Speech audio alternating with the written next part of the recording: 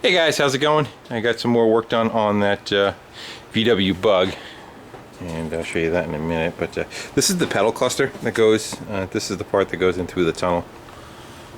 That part. This part is into the tunnel, it's bolted in your pedals are over here. Well, this is that hook that was gone on it, and I welded it back up and backed it with a piece of brass and just kind of kept filling it, and then came back with a sander, cleaned it up, and hit the center with a file. And that's what that cable would look like inside there.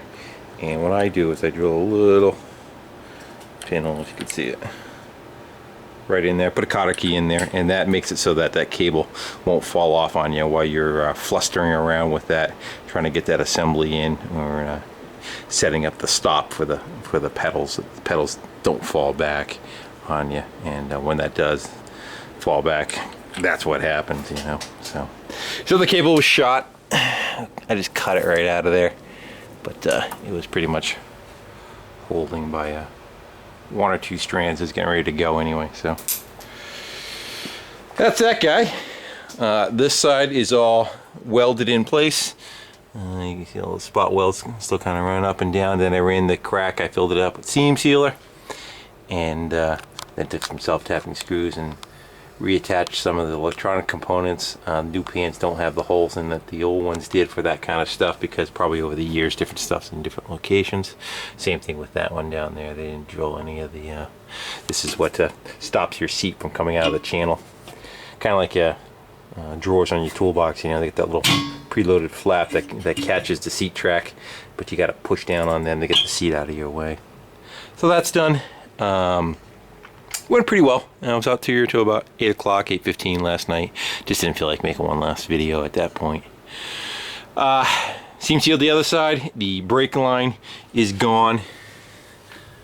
Right there, it's got a hole in the brake line. So I asked Bob to see if he has one at home. If he is, he's probably going to ship one up to me. We'll put that in, or he'll take care of it himself. I kind of want to stay away from the ones you get at auto parts stores, because they sell them in, like, you know, 6-inch increments or 8-inch increments, something like that.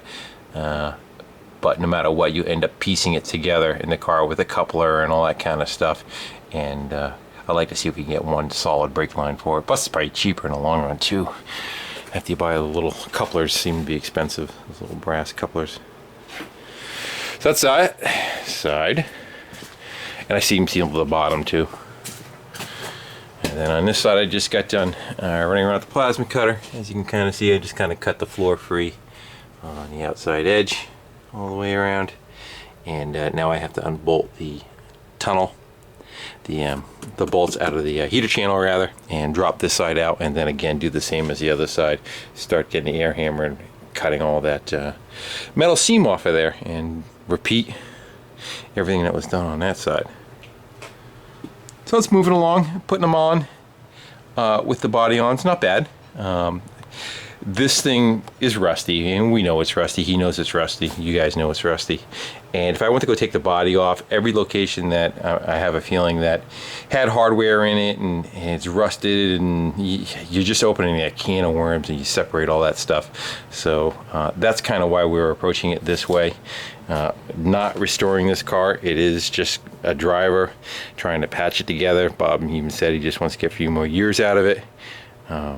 You know, and if he comes to the point where he wants to put a lot of money into it, that, you know, that's up to him. It's the thing is, it's a Super Beetle. They're not worth a ton of money, so you gotta, you know, weigh out how much you want to put into something. You know, you could do yourself a you know, an old, you know, small oval VW Bug, and have the same amount of labor in it that you do a Super Beetle from the 70s. It doesn't matter much. It's still the same amount of labor and same amount, almost money wise, for parts too. So you know, are you going to restore a Super Beetle?